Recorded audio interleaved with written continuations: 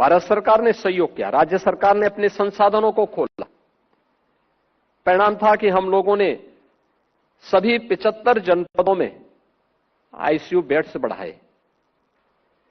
हमने लखनऊ के अपने 3 जो महत्वपूर्ण हेल्थ केयर के सेंटर थे, एसजीपीजीआई, केजीएमयू और आरएमएल को इसके लिए तैयार किया कि ये लोग यहां पे हर जनपद से जुड़े हुए, क्रिटिकल केयर से जुड़े हुए जो भी वहां के चिकित्सक हैं उनको यहां पे ट्रेन करें, मास्टर ट्रेनर तैयार करें। जनपद के लिए तैयार हो जाएंगे वे लोग, जनपद की टीम को फिर से वहां पे ट्रेनिंग देंगे और ट्रेनिंग के कार्यक्रम भी उस दौरान हम साथ साथ चलाते रहे।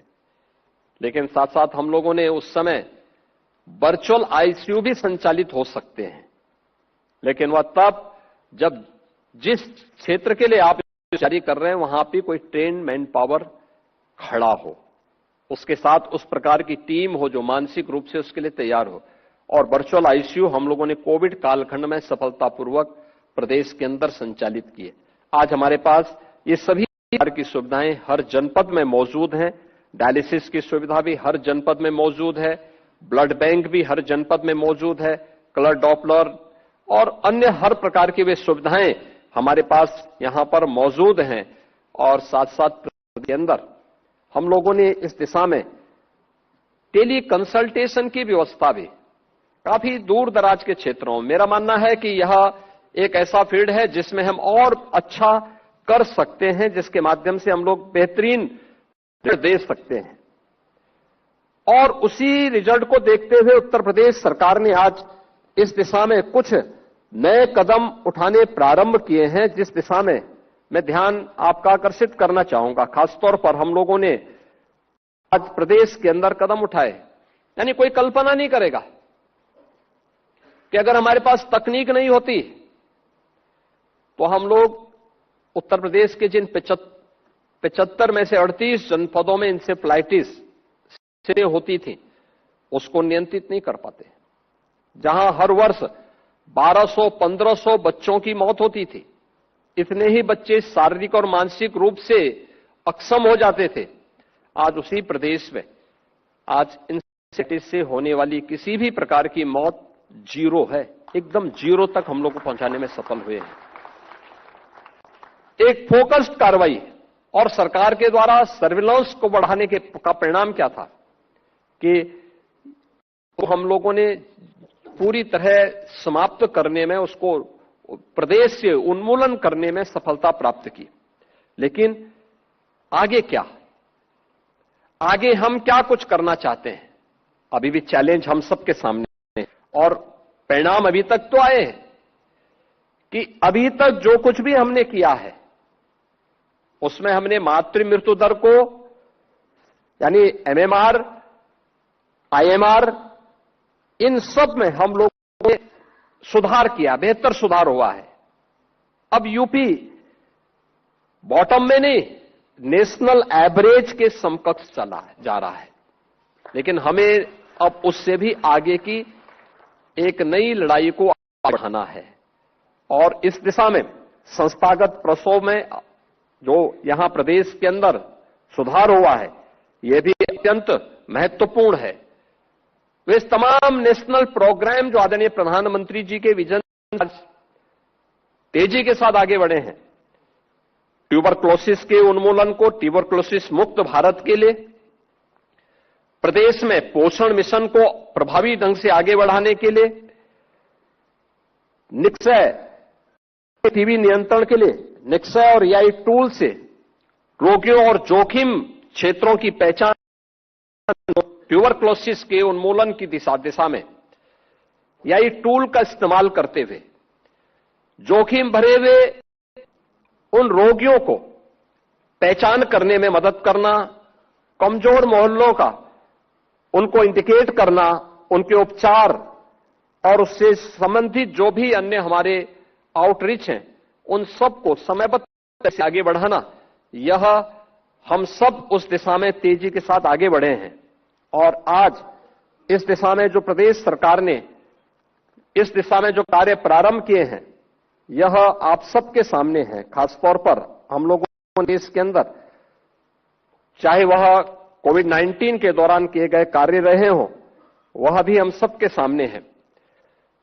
मेरा मानना है कि एआई का इस्तेमाल आज हमारे लिए यह रिएक्टिव से बजाय प्रोएक्टिव अप्रोच में यह अत्यंत महत्वपूर्ण भूमिका का निर्वहन कर सकता है और उस दिशा में सरकार के द्वारा अभी से स्वास्थ्य सेवाओं को केवल दक्षता नहीं बल्कि उसका पूर्वानुमान होना, उसके पैटर्न की पहचान करना, सेवा के विस्तार की दिशा में एक सशक्त माध्यम भी उसको बनाना, और यह हम लोग उस दिशा में आगे बढ़ रहे हैं।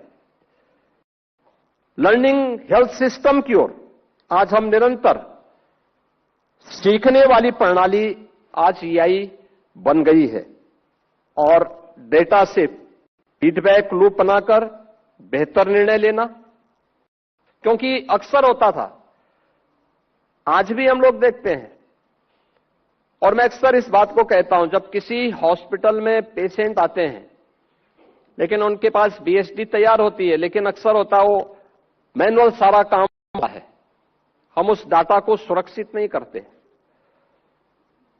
और मैं अक्सर कहता हूं कि कोई क्षेत्र विशेष तो होगा जहां पे एक स्पेसिफिक बीमारी से जुड़े हुए ज्यादा मामले आ रहे हैं, जिससे हम कोई फोकस्ड कार्रवाई उस क्षेत्र के लिए कर सकें। लेकिन डाटा का अभाव हमेशा हमको इससे पीछे धकेलता है।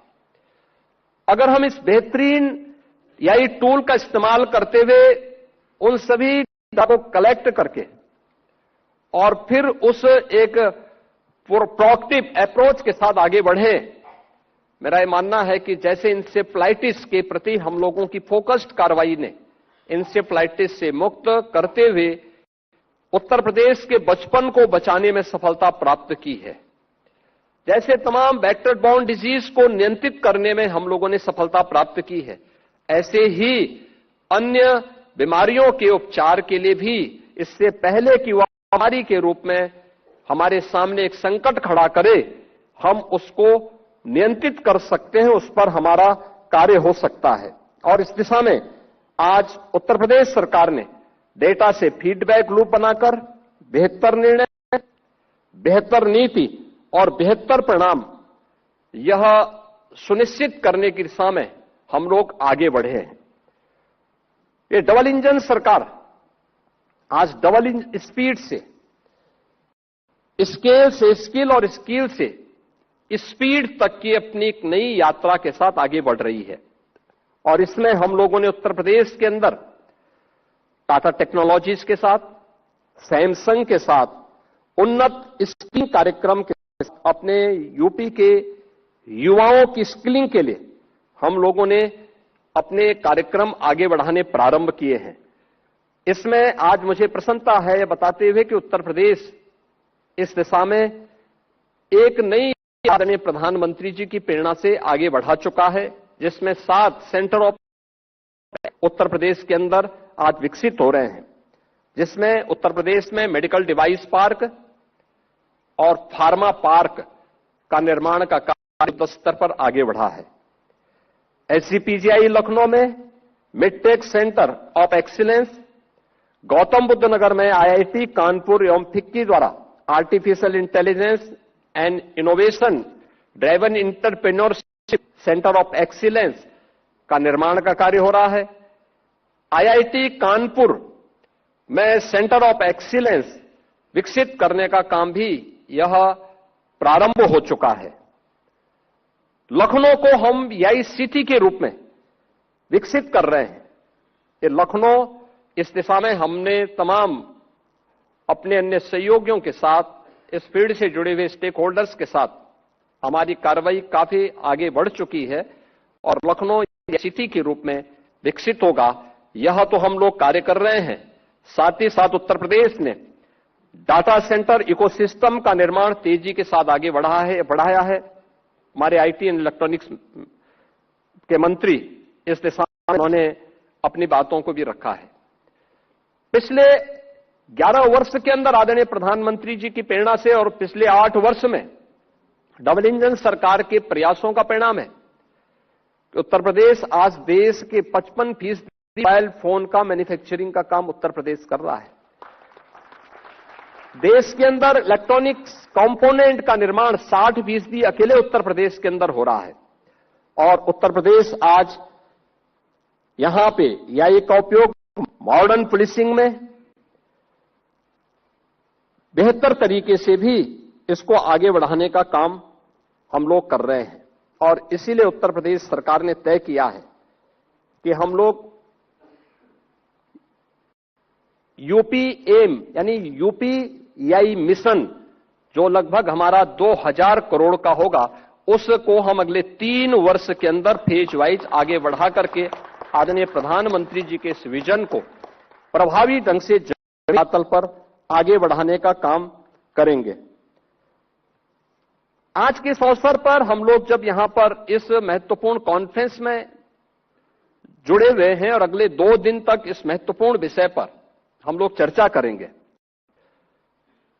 मैं अवश्य इस बारे में कहूंगा, एआई हमारे लिए सुविधा है, वो हमारे लिए सहायक बनेगा, हमारे कार्यों को आसान बनाएगा, हमारे अप्रोच को एक नई ऊंचाई प्रदान करने में योगदान देगा। लेकिन हम इस बात को अवश्य ध्यान में दें कि कोई भी तकनीक मानव द्वारा संचालित हो, मानव उसके द्वारा संचालित न हो, इस पर हमारा ध्यान जरूर होना। हमें इस बात को जरूर ध्यान में रखना चाहिए कि उत्तर प्रदेश इस वैश्विक शोध का, नवाचार का और एक निवेश का अग्रणी केंद्र स्थापित करने की दिशा में तेजी के साथ आगे बढ़ा है। आज यहां पे AI, semiconductor, medtech, digital innovation के माध्यम से उत्तर प्रदेश आज तकनीक का एक प्रमुख केंद्र बनकर के उभरा है। डिजिटल पब्लिक इंफ्रास्ट्रक्चर को हमें और भी सुदृढ़ करना ही होगा। इसके साथ ही उच्च गुणवत्ता, सुरक्षित और मानकीकृत इकोसिस्टम में भी हमें एक नए निवेश को आगे बढ़ाने की दिशा में अपने प्रयास को और तेजी के साथ आगे बढ़ाना होगा।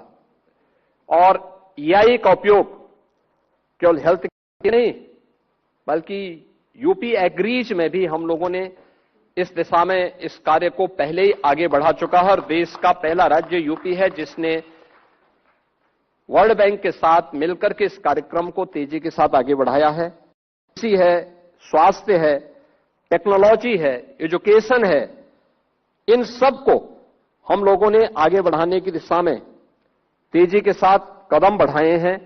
और मेरा मानना है कि इसके बेहतर परिणाम भी हम सबको आने वाले समय में देखने को मिलेंगे। आज भारत ने एआई की जिम्मेदारी से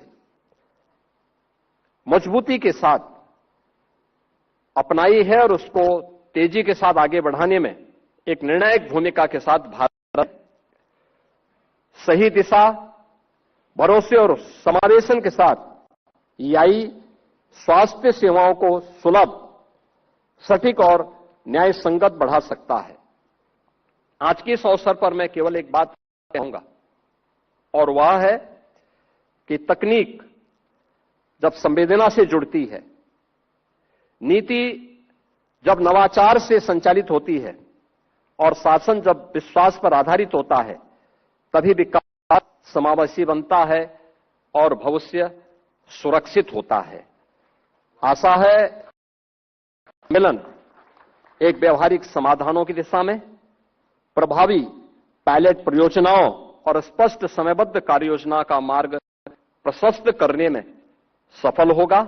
मैं इस एआई समिट के लिए आदरणीय प्रधानमंत्री जी के प्रति आभार व्यक्त करता हूं। भारत सरकार और उत्तर प्रदेश सरकार के साथ ही अन्य इस फील्ड के जो भी विशेषज्ञगण यहां पर उपस्थित हुए हैं, वे सभी लोग हेल्थ केयर के सेक्टर में हमें आगे किस प्रकार के कदम बढ़ाने हैं, जिसका लाभ अंतिम पायदान पर बैठे हुए व्यक्ति को भी इस तकनीक के माध्यम से प्राप्त हो सके, इस दिशा में हम बेहतरीन रणनीति बना करके उसको एक समयबद्ध कार्य योजना के साथ लागू करने की दिशा में बढ़ सकेंगे। इस विश्वास के साथ इस पूरे कॉन्क्लेव के प्रति मेरी मंगलमय शुभकामनाएं हैं। धन्यवाद। जय हिंद।